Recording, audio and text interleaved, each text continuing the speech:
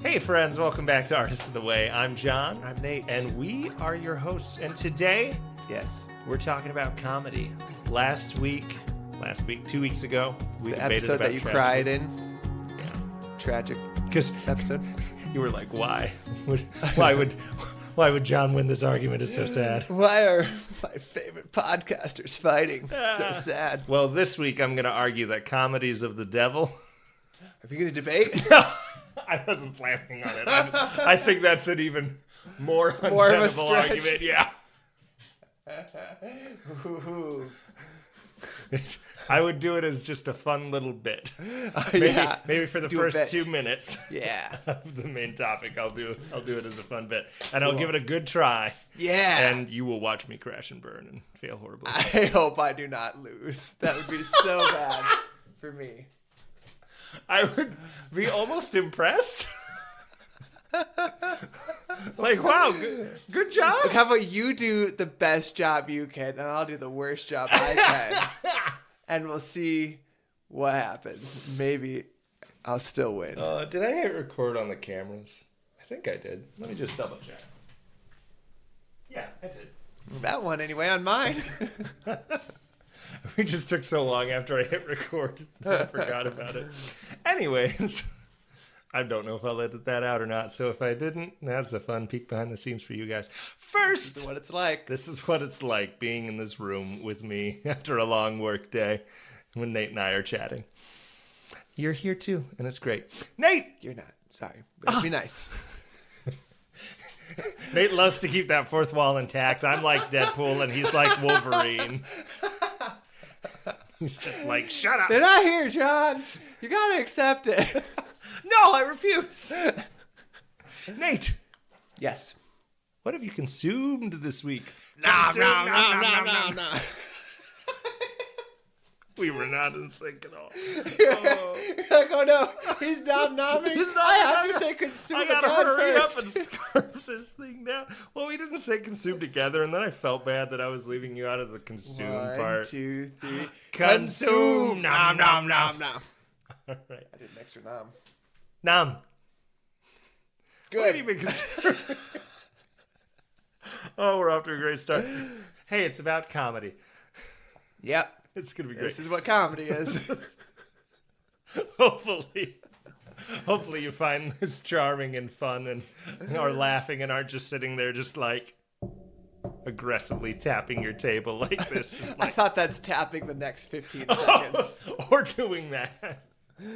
But if you do, at least you're like, you know what you want. You don't want me to be talking about who you are as a person and why you might be skipping our comedy. You want to hear about what Nate consumed this week. So Thank let's get to you. that. Pardon me. Very good. I consumed an old goodie. It's not that old. Okay. Yep. Talked about in the next episode that they'll listen to, so here we go for part 1. Monsters University. Oh, yes. A good sequel. Yes. You've seen it. Have you? Yes, I have. Why did I freeze like that for so long? We were just talking about this. Yes, how was that? It was good. We watched it with my kids, and it was Ellie's first time seeing it. Nice. Have they seen Monsters, Inc.? They have, but it's been a Okay. while, Okay. so I don't know. I was just how curious well he what order remembers you were doing that. But he did remember things from it, Okay, or at least nice. about the characters. it in. Sure. It's a good sequel. Yeah. I think it's got some interesting depth that's, I don't know if you could say it's more deep than the first one, but I found it deep in a very realistic, good way. Nice. Because it's about Mike as a young child sees scarers at work, and this is all he wants in Yeah. life. The cute little one-eyed fellow just wants to be a scarer. Yeah. And he's not very scary. No. Does he know that? No.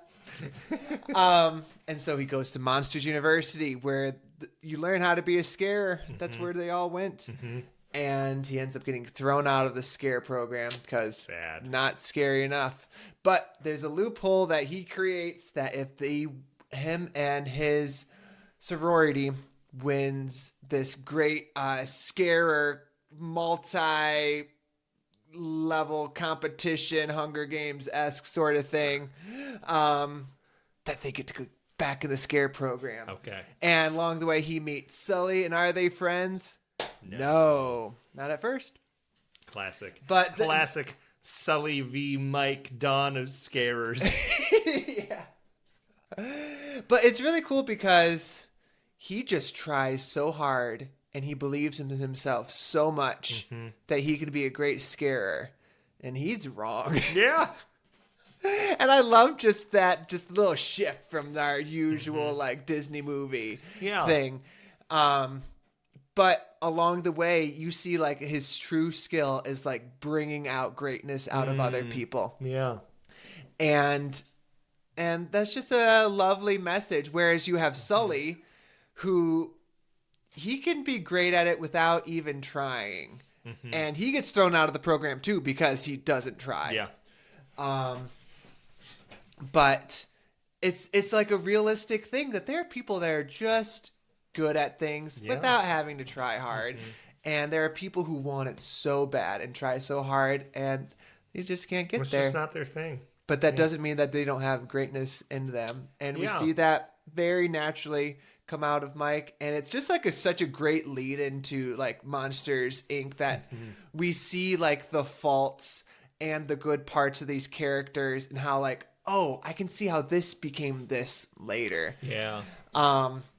Like you see Sully is willing to like cheat and break rules in Monsters University, and you're like, our sweet Sully. But if you think about it, he's willing to like break rules for the half of like saving like that Boo. Becomes what's a weakness in that one. Later on he can use as a strength of like, well, I'm able to easily go against the grain for what I know is right instead of go against the grain for my own self gain. Yeah, exactly. And then on the other hand, we see that Mike has the integrity to really want to follow the rules, which is to his credit in Monsters University.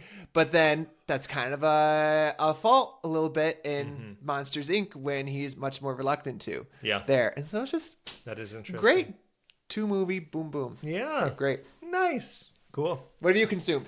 I am consuming a nonfiction book. Sorry, art lovers. John, this is supposed to be for our other podcast on Artists of the Way. We talk like that teacher in Ferris Bueller's Day Off for the whole episode, or just like, welcome to Artists of the Way. Yes. I've seen that movie. John. You haven't seen that movie? No, you have? I have. I think that you would enjoy it. You'd certainly enjoy parts of it. I think you'd enjoy it.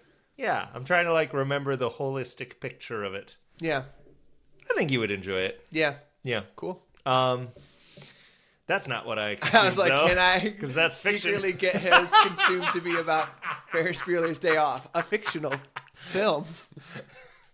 No, I'm currently reading a book on prayer because I think I'm discovering that, speaking of being naturally good at things, for most of my life, I feel like I've been naturally very good at prayer. And I haven't had to, like, work at that too much. It's been like, yeah, me and God, we're chummy. I had divorced parents, so I pray to God all the time. And I was like, you know, God the Father really resonated with me. I was like, yeah, he's my buddy. He's the guy that's always there. Nice.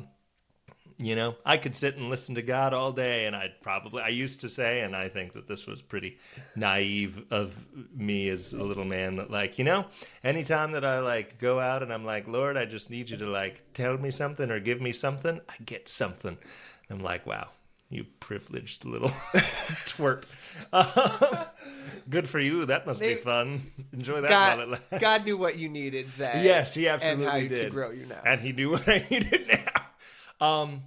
So yeah, just over the last couple of years, as people know, I've, you know, talked about it on the podcast, that I'm in kind of this interesting wilderness season, and just been trying to think about like, okay, well, like, what do I need relationally from God? And there's been some really nice things that I'll talk about a little bit more in the Struck by the Spirit thing this past week.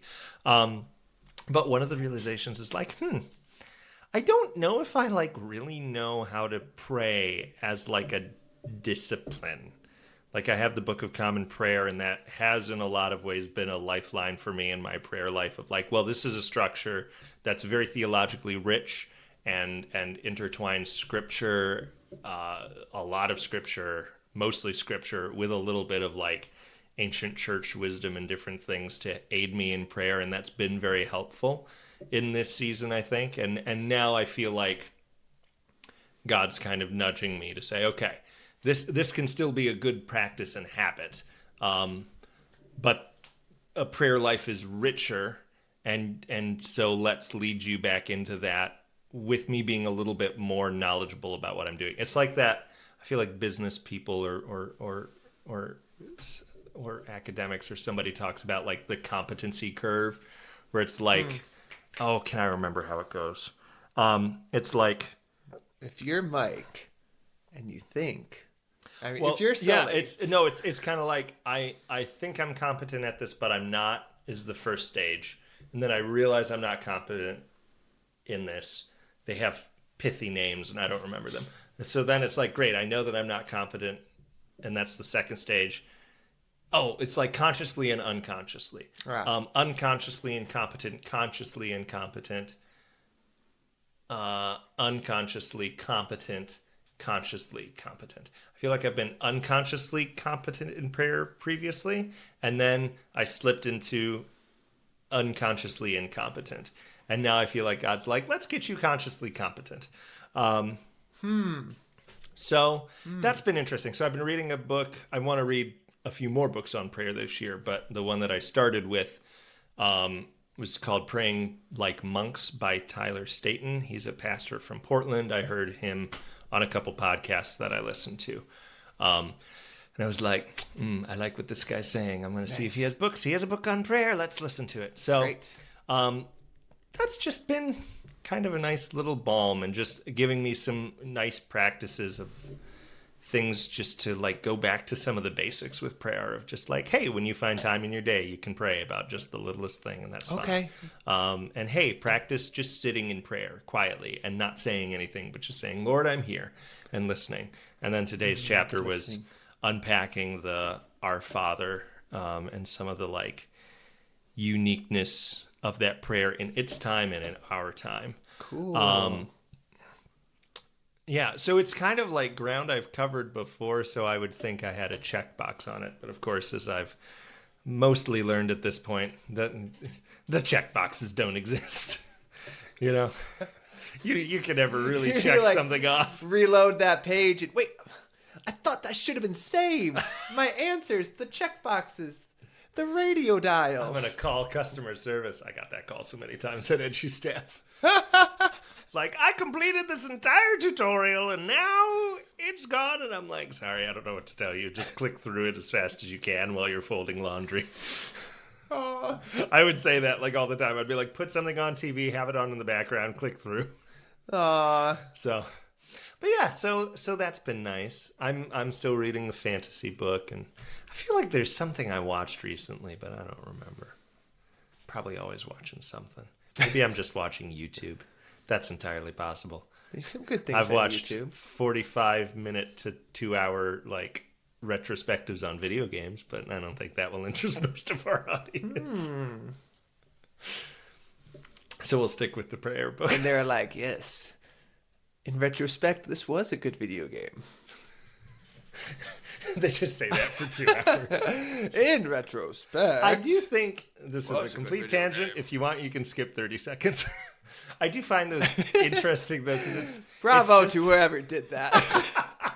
But they didn't hear your bravo. You have to say it in 30 seconds. They felt it. I just find it interesting, just the myriad of systems and things that go into a game that have to be good. Like, I know that that's the case for any piece of art. Pixels. It's just crazy. Like, the graphics, the world, the level design, the mechanics, the systems, the story, the acting... you know, just... Is there anything with more parts that have to come together? I think video games are up there, man. I mean... The answer is no. Yeah, I don't know. I feel like that would have to be like a research paper. Looking into all the different I already things. answered it. I don't know. Nate's like, it was easy. Why do you need to write a research paper? For those of you who skipped 30 seconds, we are now done, and Nate said bravo to you. He's very proud of you. I am. Yeah. Nate! Yeah. Should we get in the boxing ring with the Lord? Think we'll win? Let's see. No, we've been struck by the Spirit. Turns out all along they're on the same team. Us or this? Who is on the same team with who? 3 of us. Oh, that's good. That's nice. Yes. Nate. I was the one who struck you. Oh, no. I was struck by Nate, not by the Spirit. Oh, no. How have you been struck by the Lord this week? I will say. Well, if I was like on a podcast or something, I would say. I was reminded this week that if I talk slowly, words will come to me. Do you need me to go first? No, Okay. I have thought about this. Okay. Just not John, I exactly promise. how to I say promise, it. John, I've thought about this. Audience, I promise I've thought about this. That it's good to remember to submit to God as a storyteller of your story. Yes. When things happened that didn't want that to happen, wasn't planning on that to happen, I did all the right things, or at least mostly, for that not to happen. Yeah. And then it happened. It can be very jarring. Yeah. But I was reminded that I'm not owed to have things go in my perfect, ideal way. That wouldn't be a very interesting story if it did. And that I'm not necessarily doing something wrong because it didn't go my ideal way. And God's not doing something wrong to me because it didn't go the way I planned. And I can look back on my life and say that this has been a great life. But some of the same types of things that have happened to me recently have happened to me before, and I can still look back and say this is a great life, and I'll be able to look back again and say that this is a great life. Yeah. And so that's comforting to me. It's okay to have that that night of feeling very sad the dark about night something. Of the soul, lamenting and I was talking with my mom about this, and she has told this story a lot of when they found out that by a doctor with no bedside manner that yes, my dad has cancer in his eye, and if it gets to this organ, he's gonna die. That's just how it is. And they were so despondent for a night and just felt so dark and heavy. But then they woke up the next day and the sun was shining and the birds were singing and just there was a weight lifted and they just felt like things are going to be okay. And I've felt that same kind of thing as well. And so it's good, but while I was still in some of that darkish night, it was good to tell myself that you're not owed just what you want, even if you felt like I did the right thing and stuff. It's like that's okay. Yeah, it's okay that you did the right thing and didn't get what you want. It's going to be okay because God's telling a story and He's telling a good story, and you're going to grow from this, and maybe other good things will happen too. Yeah. That's beautiful. I resonate with a lot of that for sure, and I just think that's a hard lesson for us to learn, and I think we have to keep relearning it because I don't think so. I think once it's all that God needs. Check it off, and then the we list. can check it off. Nate, what did I just say? There's no check boxes. I think there should be. I still have to learn that one. You'll get there. Thanks. I hope so. But I think we've grown up in a culture where we so easily, I think I'm trying to finally get like a blog post out on the Patreon, and I think this is kind of the topic I'm writing on, is the idea of control. And I hope that there are a lot of people that will be able to read this blog. by signing up for that Patreon. Plug. But yes, just that idea of control and like, yeah, we've grown up in a really controlled culture where we can control the time that we get up and the time that we go to bed and the temperature and the what entertainment we're receiving by just the press of a button. And my Apple Music that was in a family account was suddenly gone today, and all the music I listened to was gone. And what was there? My brother's gospel music. Did I want to listen to that? No. So I went and found some Old Reliant K. That's classic. A type of gospel music. Yes. Probably not, but But yes, so we can listen to anything we want. We can watch anything we want. And if you played video games, it's like, I know how to get exactly the ending that I want. I can look it up online, or I can just know because I know the way this type of thing goes, and so I know the right moves to make. But life doesn't work that way. And then that doesn't necessarily mean that God's being wrong or unfair. I think we can still wrestle with him in those things. And there's definitely things that can happen where it's like, well, this seems unfair. I think we could even say this by all appearances is unjust and unfair, and I can't understand how it's not and why God isn't doing something. And so I'm not trying to minimize that. I think you can still wrestle with God with that for sure. Yeah. But that understanding of I don't control the ending. I'm not the one making the moves. God's the one making the moves. Yeah. Yeah, and I guess he's better at it. Yeah. Have you ever seen the movie Bruce Almighty? No, but it sounds fun. It is. I don't know if you'd love it, but I think it's an interesting take on that concept of, well, what if a man who really thought he could do God's job better really tried? And I think it does a really good job of tackling that concept, because it's like, well, we just kind of suck and we'd use the power in really stupid ways.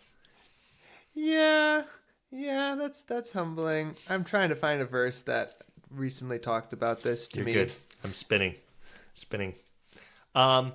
While Nate looks, this would be a great ad break option. Did you guys know that we're moving forward with Bandstand? It's great. We are doing Bandstand in September 24th through 26th for 1 weekend only. But it's going to be an amazing show. It is so rarely produced because of the challenge of it. But I am so excited. Auditions are coming up. You can find more information on our website. And if you want to find out more about what Artists of the Way is doing and what's coming up this year and beyond, follow us on social media, sign up for our email newsletter, and check out our website, because we've got Bandstand, we've got the Cultivate Conference coming back, which I'm so excited about, and we're talking about some classes, which will hopefully be announced pretty darn soon. So a lot of really exciting things in the works. I think God's leading us to a pretty cool place, and I'm grateful for all of you who listen, who've been listening for years or have just recently started. This has been a really cool journey, and I'm excited to share it with you guys. So check out our website, find more information about Bandstand, and keep coming along for the ride. Anyway, how have you been struck by the Spirit? Yes. That's got to be my favorite move into and move out of an ad break I think that I've heard on any podcast. I think that was comedy gold to lay the seeds for our main topic. Yes, it was Holy Week this week, and I was like, boy, Forgot that. I was just going into this, I was like, man, I'm not ready for Holy Week. It's been a heavy couple of months, and not in a fun Lent kind of way. Just in a, boy, I'm just really trudging through kind of way. Boy, I'm just not even thinking about my fasting at all kind of way, or my prayers, or whatever. I'm having legit suffering, not manufactured suffering. No, I think sometimes legit suffering can be in a fun Lent kind of way. I'm a touch sometimes of a masochist, maybe. But listen, no, I'm not knocking. Our entire audience is just gonna fasting. Reach out to me personally and just be like, "John, are you okay? What's wrong?" No, there's been times where I've been like, oh yes, this suffering was hard, but boy, it's gonna make Easter like so much richer, or this or that. And this year it was just kind of like, it's just kind of been a little bit of a cruddy time, and I've been eating all the snacks when I meant to eat no snacks, and I've been on social media a lot when I meant to not be on social media, and I'm just, and now Holy Week's here. Here we go. So I was just like, well, this is just going to be what it is. And I was reading for the Easter Vigil, and I was like, boy, I'm really throwing this together last minute. This is not probably living up to what my priest was hoping it would be when he was like, let's get the theater guy to do the readings and get a group of people together to do the readings. I was like, well, we're really just going with the flow here, I guess. So I was like, well, we'll just see what it is. And there was something, I don't remember what it was that prompted this. I'm going to bare my soul a little bit. I was just like talking to Shay around Holy Week. I don't remember what brought it up. But I was like, I just feel like I'm feeling a bit disconnected from love in my life right now. And I don't know why. But I feel like what is love? I just feel disconnected from like feeling love from other people to me. And I was like, well, that's really sad. And is maybe part of why I've been grumpy, but I don't know what to do to fix it. Well, I guess I'll just keep going forward and hope that people love me a bit more, I guess. I don't know. Yeah. It's like great plan. And then there was this really sweet thing that happened. Okay. Was it Friday night? I don't even remember. I don't remember how this came. Maybe it was in a homily, or maybe it was the Good Friday service. Or maybe it was my son took communion for the first time Saturday night, which, side note, was really sweet because I was also serving communion. I was serving the wine, so I got to serve my son his first communion, which was really sweet. Arthur's had wine? He dipped the wafer into it. He didn't just drink it. Is it inebriated Arthur like? Is he a happy drunk? Sad he was drunk. not drunk. He dipped the bread. He's only a little fellow. He had no alcohol. This is a common practice in Anglican churches. That's why people like the Anglican Church. There have been there's been a couple times when there's two kinds of chalices in our church. You can either sip or you can dip are the non-liturgical words for it. So if you feel but we like it because they rhyme. Yeah, exactly. But if you're skeeved out by drinking from the common cup, if you're what? You can peeved? I don't know. What's the word? I don't know the word skeeved. Is that the word? Where you're I don't feel good about this just makes me uncomfy. I hope so. It might be. I feel like I have to look it up now. Is skeeved a word? This is such a chaotic episode. I hope so. I kind of like that. Is skeeved a word? No, it's trying to get. Oh yes, skeeve is a word. Skeeve out. See, I thought so. So, dude, you are a generation younger than me, so. I don't know. I don't know if it's maybe it is a newer one. I don't know. But I'll ask my mom. So, Mom, did you ever skeeve out? Yes, I did. No, I'm not talking about when you not when you had that much marijuana. That's not what I'm talking about. But yeah, so you can either sip or you can dip. And there has been a couple times where I've done the sipping one, and there's been a kid where I've been like, I'm going to pull this up now. Those were 2 big gulps. And I'm all for you really, savoring the blood of Christ. Consuming I know. Our Lord. But it was very sweet. I was very moved by the fact that I think that's a cool thing. I don't think a lot of dads can be like, yeah, and I got to share the Lord's Supper with my son the first time that he had it. I was the one that got to serve it to him, and I thought that was really special. It's very sweet. But there was just something around it, or maybe I was reflecting on fatherhood. I don't even remember what prompted it. But I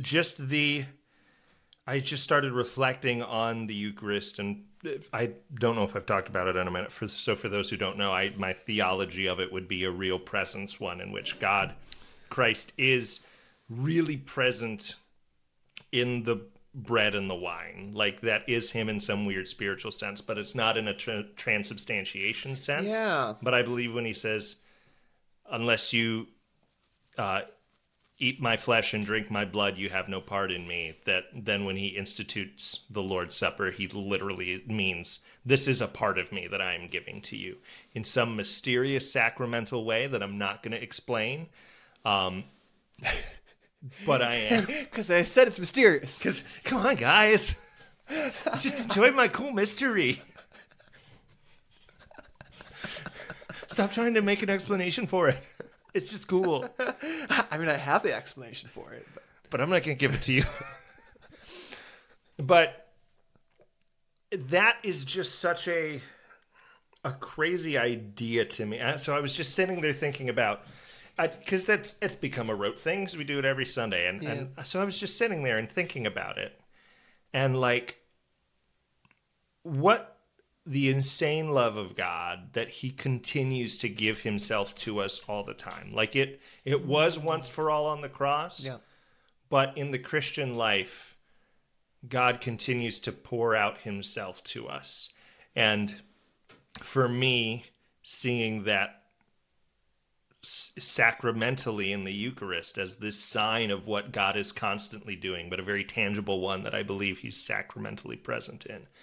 And just the idea that, John, I love you so much that every Sunday I'm going to give you just a little bit of myself. And because it's good for you. Even though that is something it is a giving. And it is my very self. But I love you that much. And so I was just like, wow, that's just crazy. And I felt like maybe he said to me or revealed or something, just, John, in this time where maybe you don't feel very loved, or you feel a bit kind of rudderless and angsty and sad. Oh, yeah. You can depend on every week, every Sunday, that you will experience my love when I give myself to you sacramentally in the Eucharist, which I'm always doing. But you can, if you are not seeing it, or for some reason God's not making it known, or I'm in a dry season or whatever, every Sunday, it's for sure real. I hold the bread, and that is Christ giving himself to me, a little part of himself. Wow. And I'm like, that's crazy and beautiful, and just really moved me, and just was like, man, that's great. And it was just like the tiniest of like lifelines, it felt like, but was also the biggest. How did I phrase it? I like wrote it. I wrote it down. Hang on. I wrote it very poetically. I'm going to find Let's hear it. In my journal. Why didn't I pin this note? It's an important note. Write loud notes. If you doubt my love, hold on to the precious, little, and enormous gift of love each week, my body and blood, which I place in your hands for your benefit. Wow. And I was just like, that's just lovely. So that's it, and that's been nice. I felt a little more loved by God this week. I love that. Thank you for sharing. Yeah, it's good. Nice. Very good. So after that, let's have a rip-roaring time and talk about comedy and why it's of the devil. Yeah. So, are you ever more distracted than when you're laughing? Go. Keep going. Have you ever been in church in the middle of a sermon and somebody laughs? All of a sudden, you're not thinking about the point anymore. Yes. You're thinking about how funny the pastor is. I'm doing a horrible job. Yeah, you're doing good. I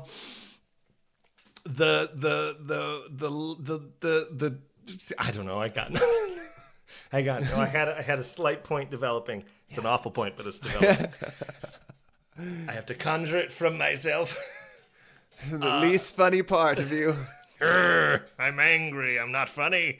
I don't like funny. Nope, it's gone. I don't know what point I had. I was almost there. Oh, the gospel is so serious. Why would we mock it by jokes? Why would we dare laugh? Mock it. The human condition is such a dire thing. Why would we dare laugh at it? Why would we dare laugh at our misfortune or at troubles? Or why would we dare laugh at, all of these terrible things when we are in the midst of a spiritual war that we must treat with the utmost of weight. Yes, that weight. must consume everything. Why would we dare? Nice job. Thanks. Well, this has been Artists of the Way. Not true. It's like cut it to pieces, Nate. It's a paper thin argument. Cut it to pieces. Also, people, don't worry. This is not turning into a debate show. I did just think it would be funny to try and make a case against this. Oh my gosh, am I using comedy? Am I using... Hang on, this is about to get This so is getting meta. very meta. This is getting very meta. We're discussing comedy, and as a bit, I thought it would be funny to debate about how bits and comedy are awful and should not be used. So I am arguing against the very thing that I am doing in this conversation because I thought it would be funny in this conversation. And You are potentially sawing off the illuminating, branch but- you are standing on, sir.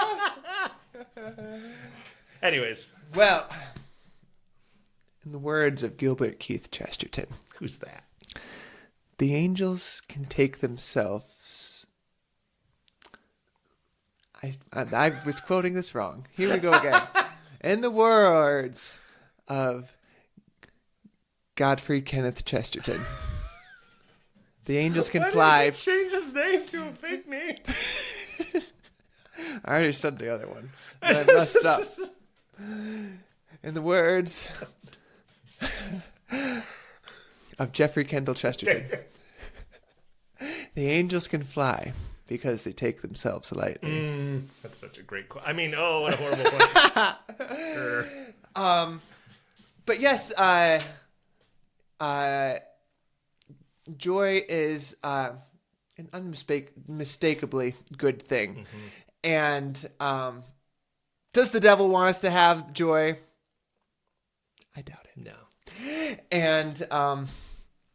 And humor, comedy is a great way that we can break through our self-seriousness because we can really get mired inside of walls here, and furrowed brows.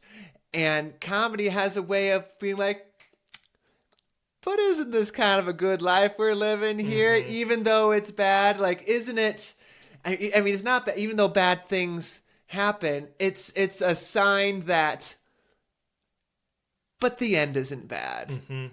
But it's gonna end good. It's a sign to the ultimate comedy. Yeah, The classical sense. that's right. Yeah. That's right. And so it's like the plane of life is filled with little geysers, and that's laughter that bubbles up and spurts out, reminding us of the beautiful rivers of life that flows from the Lord. Whew, wow. I love that. That was great. Oh man. Well done. Thank you. That was very good. I like that. But is it art? But is it art? Is there art to comedy? And what is comedy's role in art, do you think? Well, as we were thinking about talking about this, I thought I should write down a definition of art, and let's see if comedy fulfills this. Serious. Now, for my one-sentence dissertation on art. There's probably an actual definition of art. Maybe Webster thought of one. We don't need that. You came up with one. A craft of expression that can be beautiful and has the ability to tell truth. Yeah. Art. That's a good definition. Thanks. I like it. I came up with it after my other one got deleted. Well, this one's good. It's very similar I to the like first. it. Good. Okay, so let's go through this. Yeah. Word by word. Is comedy Sometimes if a joke doesn't land, that's very maybe like this bit. well, infers a thing. Is comedy a thing? Is it real? Is it? Is any of this real? Are we really here having this conversation? Well, Maybe not for the listener. We've already had it. Oh, I had a little bit more it was comedy philosophical only, I ammunition think. than you thought I had. Is comedy a thing? Yes. It's okay. It's enough. It's like we're moving on, John. Enough of this garbage. Craft. Is it a craft? Absolutely. It's okay. Explain that. Well, you can be good or bad at it. Mm-hmm. Sophia Medawar, who I've had on the podcast before, works at a comedy club. And so she has talked to me a lot. Have I retained much of this information? Who can say? But she's frequently talked to me about like the craft of a good comedian and being able to see those that can connect with a crowd well or who can't, and who understand how to tell a joke, how to bring an audience into that, how to find something unexpected that catches them off guard in the right way to make them laugh and is satisfying. There's definitely a craft to it. I would not be able to be a stand-up comedian, even though I think I can be funny. Yeah. Like my brother, I think, could totally be like an improv comedian, like in an improv team. Yeah. Whereas if I were to go up and do it, I would not be able to do it. And often I think I'm not good at that craft. Comedians aren't necessarily funny in their everyday lives either. Right. Because it's not just about are you a funny person? It's are you good at this craft? Yes, absolutely. Next word. Of. A craft of expression. Are you expressing something in comedy? Yeah, usually. Yep. Okay. That. Well, what is it you're expressing? Does the rest of this sentence assist us in that? Yes, it does. A craft of expression that can be beautiful. Mm-hmm. Now, this one's intriguing. Well, yes, go ahead. Keep talking. No, I just am interrupted. curious. Would we define something comedic as beautiful? Well, how would you define beautiful? How would I just turn the question back on you?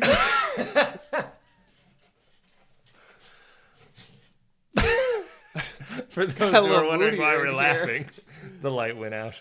This whole episode is just getting very comedic in this section, and I hope you guys are enjoying it. And maybe it's aiding in the discussion in some way. How would I define beauty? This episode artistic. Yes, this has all been planned down to the minutest detail. Believe it or not. Shocking. Don't believe it. What is my definition of beauty? Jeez, this is like the freaking rapid fire questions that I don't... do you have a definition of beauty? How would you define it? You turned it back on me. I did, because I was wondering if you have one already. Let me spitball here. Beauty? It resonates with you in some way. Yes. Yes. And moves you, I think. Moves you, I think... does it... I think it often expresses truth. I think beauty is a foundational thing, like truth is. I think there can be beautiful works of art that aren't truthful, but the beauty is still maybe it's a truth in and of itself. Yeah, I think that a beauty reflects something eternal. Something that's truly beautiful reflects something eternal. Like you can see through it and see this is the good that God put into the world. Yeah. And I think that like tragic art can be beautiful. Yes. As well. A sad painting can be beautiful because it was made with intentionality. It was made by the spark of eternity that's within a person created in God's image. Well, often those are so raw. I think you can see through to the artist's soul in a way that you maybe don't with art that isn't as tragic. And so I think that I feel like tragic art, you almost connect. It feels like you connect with an artist more directly because you're like they have opened themselves up so completely that I am seeing a part of a human soul that God made. Yeah. Like, is there much difference between the word beauty and the word good?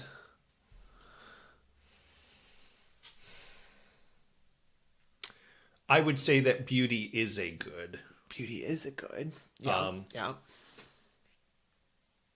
Whereas I don't know. Yeah, like when you're doing the good thing to punish your child, is that beautiful? Right. Maybe Not beautiful. But beauty, for it to be beauty in its like purest, wholest sense, ought to be good.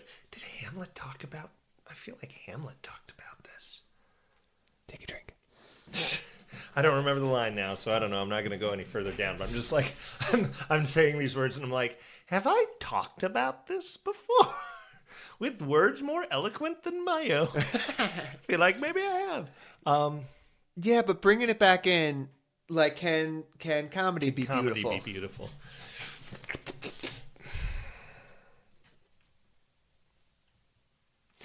I wonder if the holistic experience of something comedic can be beautiful. That would be the thing I would zero in on. Of What do you mean by that?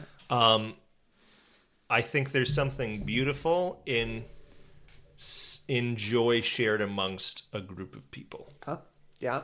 And so that can be facilitated, or comedy can be the catalyst for that. But I don't know if that means that the comedy itself is beautiful. But it has created a beautiful moment wherein we are all sharing joy. Yeah, and I'm sure there's comedy that's not beautiful, that's coarse and crass. Yep. I think a lot of that's probably what comes to mind when people think of stand-up comics, because that can be quite common. Sure. I think it's a beautiful thing. A lot of what comedians do is they draw out a reality that we recognize and haven't seen in this way before, but we can say, there it is. I never realized it like that, but boom, there it is out in front of me. And you did that in such an interesting way. The words that you used were so precise and just the right thing to just hit me in the funny bone. Yeah. Yeah. And that kind of intersects with the last bit there with truth. Yeah, and it has the ability to tell truth. Yes. I think that's one of my favorite things about comedy. That and the way in which it sort of pulls you in. I can talk about that in a second to like relate with something. But anybody who does comedy will tell you this. Something is funny if it's true. It's not funny if it's not true. Like we laugh because we're like, yeah, that is how it is. Yeah, that can definitely for sure be a thing, but also it can be funny when that's not how it is. True, but that still is dependent on the truth that is like coming to mind. Like if somebody's like, I love traveling at the airport. It's so easy. I love the 5-star service that I get that's with not the true. Security guards. Like if they just really build that up. I know, I could do stand-up comedy. No, I couldn't. It'd be horrible. Don't do it. Don't invite me to an open mic. Yeah. And it's probably comedy's not a thing you can completely put in a box, because it kind of likes to break out of boxes, Hey, I'm moving around too much. Throws its elbows around. Yeah. One thing that I love about comedy in the context of, I would just say art in general. So comedy as a piece of a larger whole is it catches you off guard, but then I think because of the joy and fun of it, it pulls you in to relate and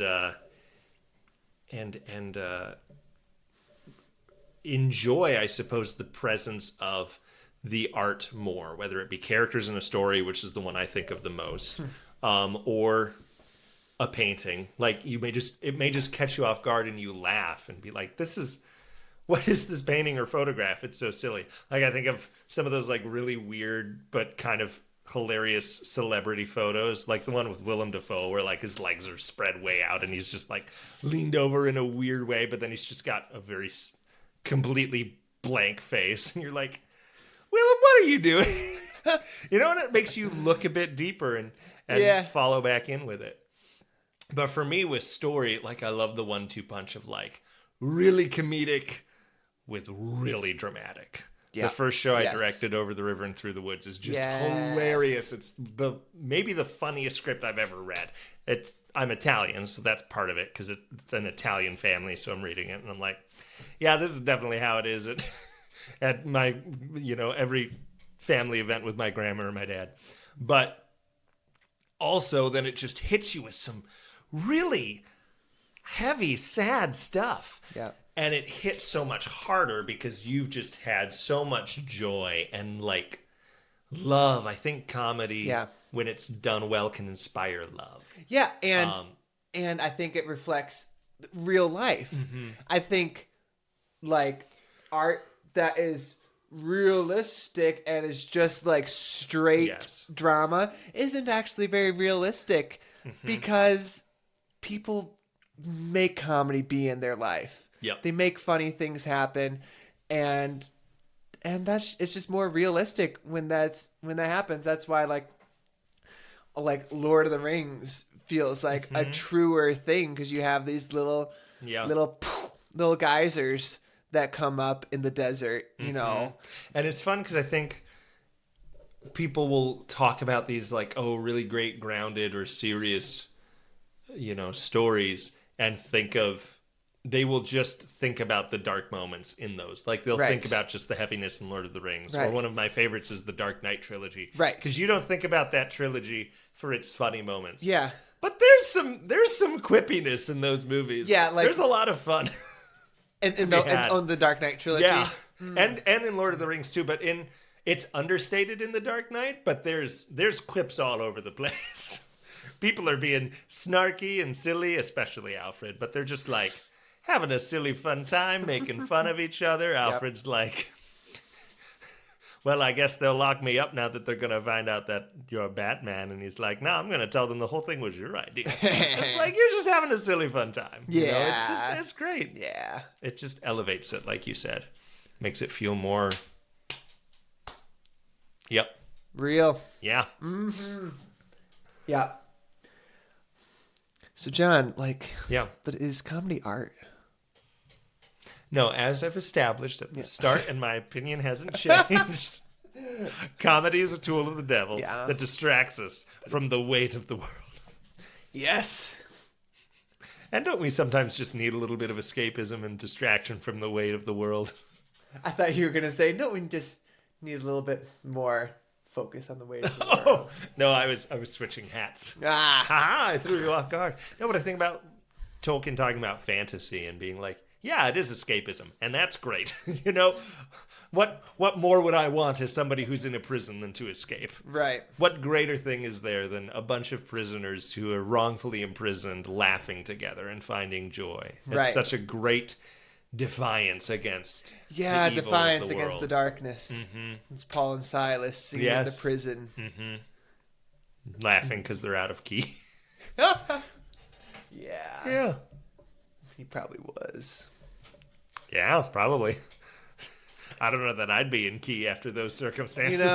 It probably had pretty good acoustics, really, in a stone prison. What if it was just like Gregorian chant, even though I know that's pre-Gregorian chant, but they're just like, we're inventing Gregorian chant. Praise the Lord while we're in the prison. I hope that rat doesn't bite my toe. Well, Nate, should we move on? Yeah. Let's do it. Wait, we didn't answer the question. I'll turn it back on you since that's what we're doing. Is comedy art? I was like, did you say that in the right order? Is art comedy? Art is comedy this? Question mark? Yes, what it would be like Jeopardy. I don't know Jeopardy well enough. I don't know if I've ever watched an episode of Jeopardy. Comedy is this thing. What is art? Yeah. Yes, it is. Moving on. Good. Moving on to rapid fire questions. Rapid fire questions. The real $1 million question. Do we still have 12? Let me see. 1, 2, 3, 4, 5, the real question, $1 million question, is going to be: is John going to be able to answer one of these questions in under like 2 minutes? 17. 17? I thought we only had 12 last time. Well, let's do this. Didn't we make an Edge of 17 joke? Oh, you're right, we did. Which means that you've answered 17 before, haven't you? I did. You did. Let's try it again. 4. What's 4? 2, 3, 4. One that you answer already. 11. 1, 2, 3, 4. I wonder how many people leave while I'm just counting. They're like, I am done with this. 1, 2, 3, 4, 5, 6, 7. 2. Oh, you answered that one. But you didn't answer this one. Nate, Yeah? This question was a real hit a couple episodes ago. Was it? It was. What is people your love it. least favorite letter? Oh, yeah. This had the people chattering. It did. Least favorite. Everybody was proving me wrong on my choice of the letter P. But you know what? I stand by it for the purposes for which I think about letters the most, Yeah. which is creating silly fake words for my fantasy novel. C is a pretty useless letter, but I don't hate it. I feel like C is aesthetically nice. I guess you get ch. Yeah, C is. You know what word C is in? Christ. Man, that's so true. Would you prefer that be with a K? Oh, no. Yeah, anytime, like, a place, like, a gas station or something says a word, but they're like, let's do it with a K. It's like, this is not a quality establishment. Are you thinking about come and go? That kind of thing. Hate But come there's and go. others. Okay, A, yeah, B, C, we established. D, sure. E, F, not as friendly as E. True. G, nice and round. H, too haughty for its own good. I, yep, it's there. J, a little bit of a joker. K, some knoblock. L, M, N, O, P, also not my favorite. I'm Right? kind of with you on that. B, Q, oh yeah, Q. I like Q. You know why? Because it's quirky. It's weird. Is it quirky? I feel like it's a bit too haughty to be quirky.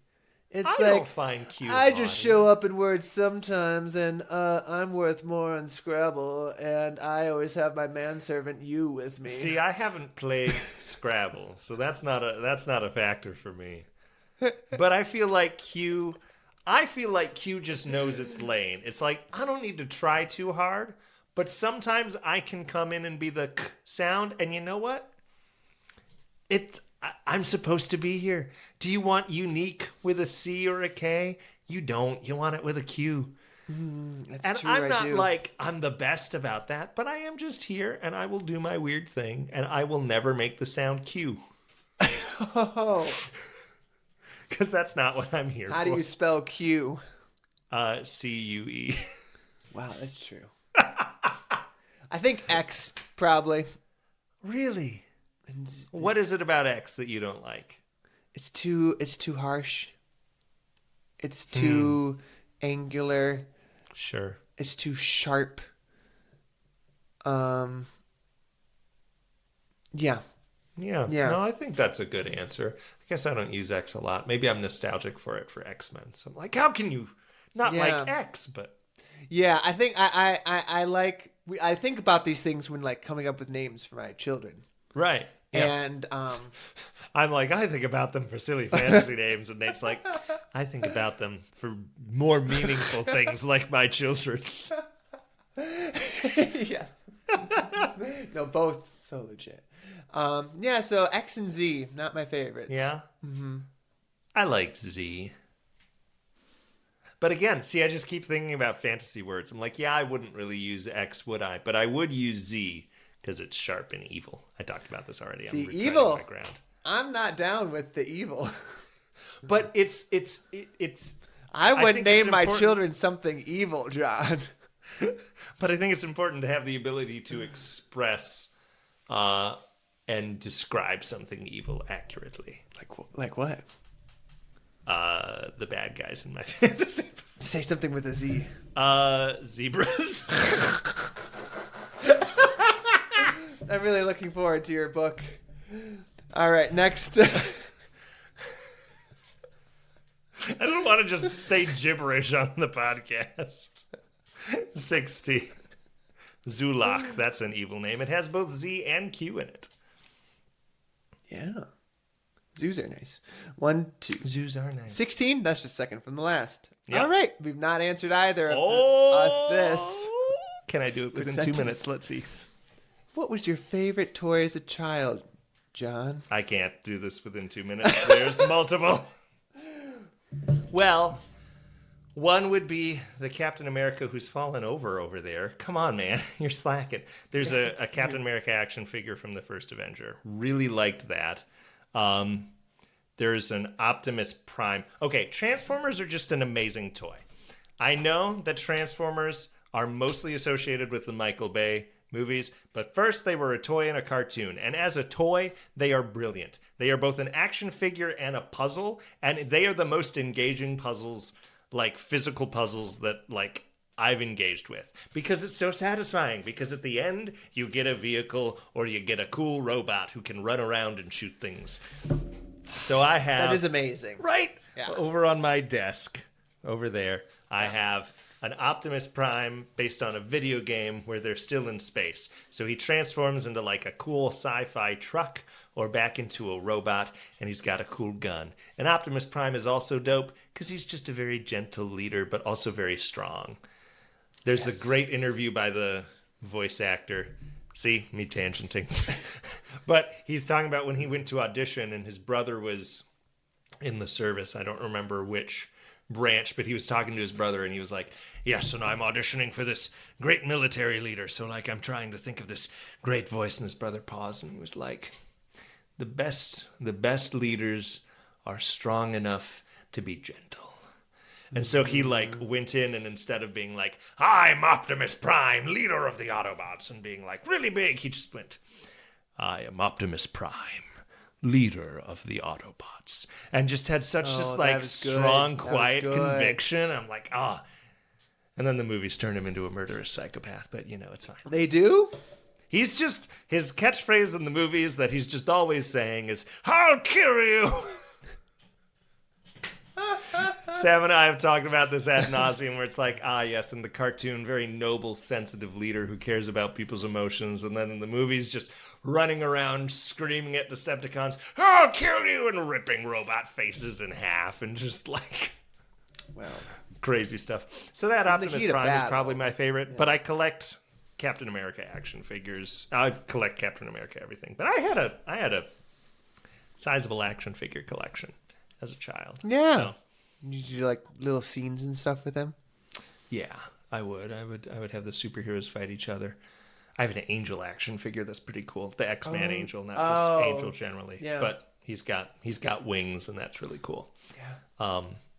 I'll stop talking about my action figures now.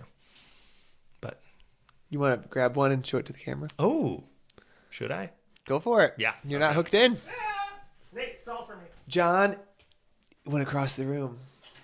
I think he's grabbing something. I'm grabbing two. 2 things. He's coming back. This is John. Optimus Prime in truck mode.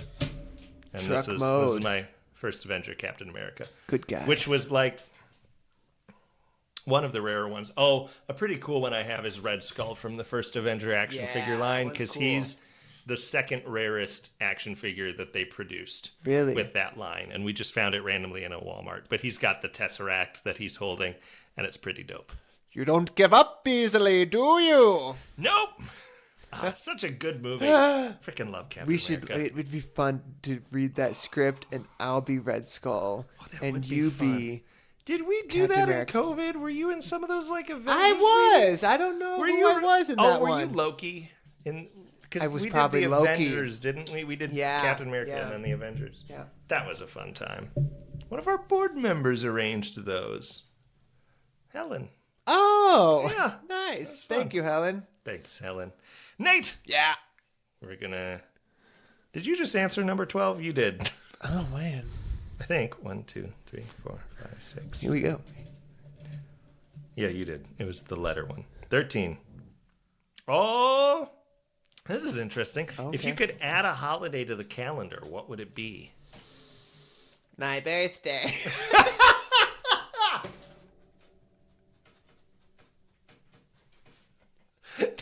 an amazing, obnoxious voice. Well done. Okay. Add a holiday to the calendar where we celebrate this thing that we all should celebrate. Take a step back.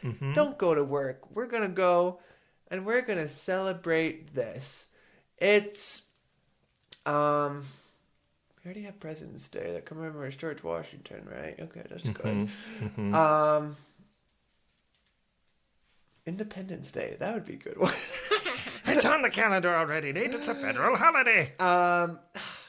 Be lovely if it was like, this is a little lame, but first day of summer. I love that. We just have the first day of summer off. Yeah. I love summer. Yeah. And everyone has it off and goes to the beach, Do you goes pick hiking. the official first day of summer, or does the government just announce randomly, guys, we've decided that based on the weather forecast and how today is going, it's officially the first day of summer. Everybody's off work.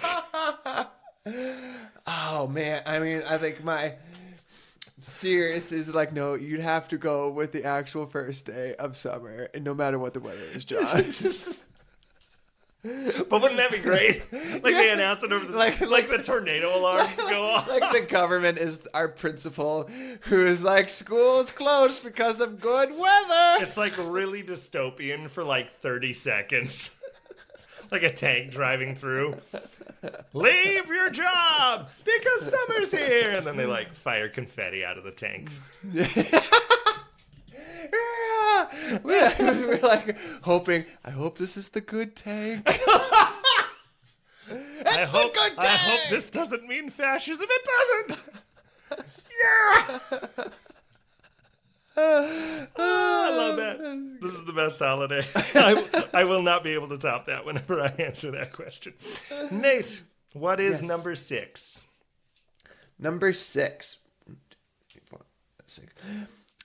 Okay, I answered this one and you have not. All right, love it. If you had to time travel to a historical event, which one would it be and why? Oh, goodness. Goodness me. I don't know. Time travel. Historical event. I don't know. Don't know.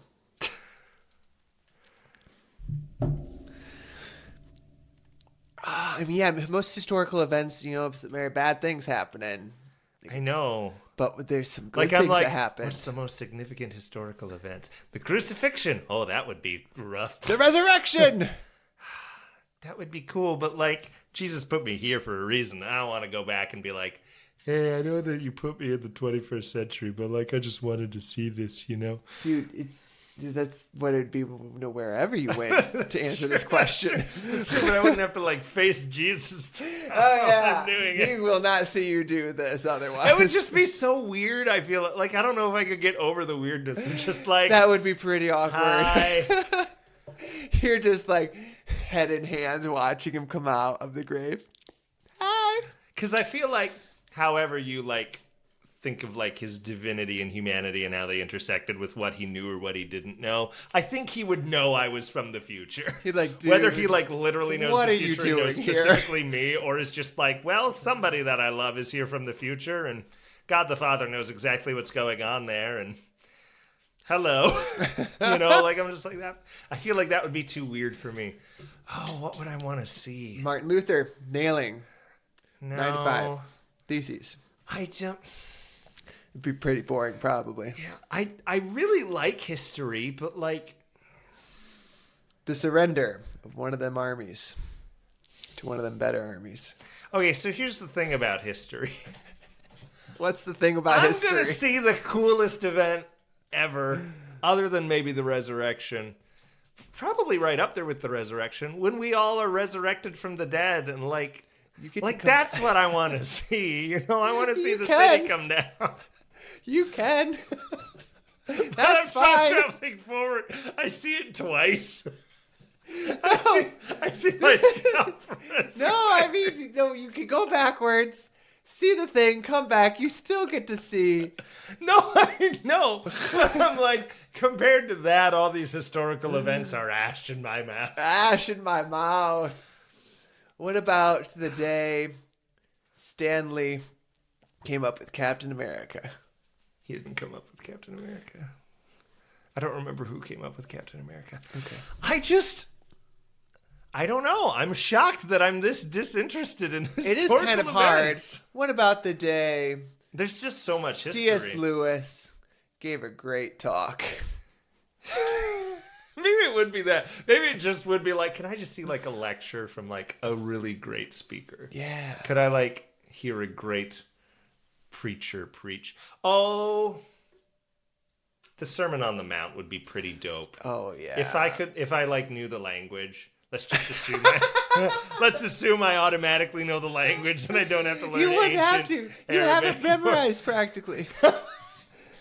You could tell the other Gentiles what he's saying. The other English. Any other Gentiles. Anglo-Saxons here? I can speak a way weird version of your dialect, of your language. You're like, this sounds nothing like Beowulf. Don't worry, guys. This isn't speaking in tongues or anything. That would be pretty cool to see. It would be cool just to hear Jesus teach. Yeah. Because, like, yeah, that'd be good. I don't know. The resurrection is cool, but it feels like it was like experiencing it the way that they did was for those people there, and I'm experiencing it the way that I'm meant to. Okay. Yeah. But hearing him preach would be really cool. Yeah, I'll say the Sermon on the Mount. We did it. We figured one out. Nice. That wouldn't turn to ash in my mouth. You're like, it was okay. Like one of those communion wafers, which I, for no real discernible reason, kind of love. I know they're bland, but I love bread that much. Apart from the real presence, I just love the taste. Yep. Nate, have we done a podcast? Oh, yeah. Nice. Thank you guys for listening. Thank you. If you enjoy the show and want to share it with your friends, that's great. That's how we get new listeners. So please do so. Mm-hmm. If you want to know more about what Artists of the Way is doing and you skipped my really funny ad break, then, you know, you probably are skipping this part too. But sign up for our social media. Sign up for our social media. You have to like. Social media would be better if you had to sign up for it. There's a long approval process. Honestly, yeah. Dude, did you see that like Meta got implicated in child abuse? Yeah. I'm so excited. I'm so glad they did that. Dude, I'm excited that they got like charged. I'm like, great, change this horrible machine that you've made. Yeah. Let's not make it with the purpose of addicting everybody and ruining our lives. Be great. Yeah. Anyways, until Meta changes whatever they're doing, just follow us. It's very easy. You don't have to do a sign up process. You can sign up for our email newsletter. You can comment, share. What do you guys think about comedy? What do you guys think about what historical event would you go to? I bet you'll have an easier time figuring it out than me, who chronically overthinks everything. Mm-hmm. Yeah, I think we should wrap it up. We're getting tired. Are we still doing a book club? That's not happened. You're right. We should plug it. The book. Oh no! You've heard of book clubs. I'm slowly running out of battery for book clubs. It's a book club for aliens. Yes, we are doing a book club. So sign up for our Patreon if you want to join along with that. So we're going to be doing it bi-weekly. Bi-weekly, not every week. By the week. Yes, every other week. We are going to be reading Out of the Silent Planet, which is the first in Lewis's space trilogy, which Nate frickin' loves, and I just haven't read for some reason. So frickin' love it. So yes, that's going to be our first book. Come along. You guys are going to have an opportunity to share your thoughts before the episode is recorded so that we can share some of you guys' thoughts on air. I'm going to be doing monthly blog posts on that Patreon, so be sure to go over there. It's like $3 or $5 a month. It's really affordable. And it helps us cover the expenses for the podcast. And it's great. It will be. It will be. I think that's it. I don't know.